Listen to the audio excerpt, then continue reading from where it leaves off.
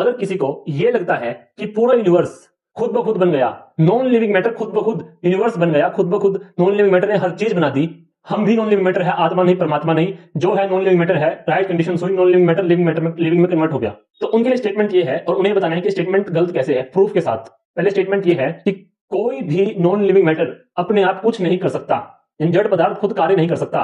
उसमें शक्ति होती है, नो डाउट शक्ति होती है, उसमें एनर्जी होती है, लेकिन उसके अंदर ज्ञान का गुण नहीं होता। और दूसरा, उसके अंदर प्रयत्न करने की शक्ति नहीं होती। उसके अंदर पोटेंशियल एनर्जी तो है, पर उस एनर्जी को नहीं पता कि कब कहां कैसे क्या बनाना है, कब कहां किस दिशा में जाना है, उसे नहीं पता।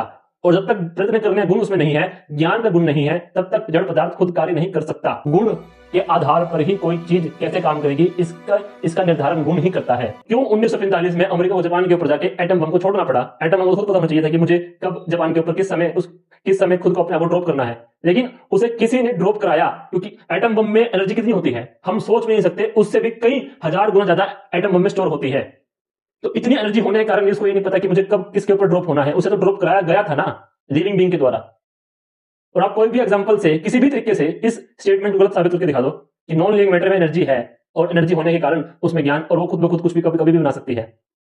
इस चीज को साबित करके दिखा दो, या इस चीज को गलत साबित करके दिखा दो कि नॉन लिविंग मैटर में एनर्जी है लेकिन उसमें ज्ञान नहीं है और उसमें प्रयत्न करने का गुण नहीं है, इसीलिए उसे किसी की आवश्यकता है कि वो उस एनर्जी से कोई यूजफुल चीज बनाए।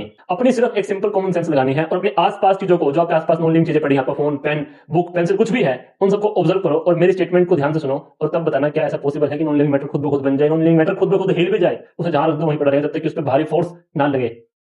ये मेरा आपसे सिंपल से एक क्वेश्चन था। Thank you.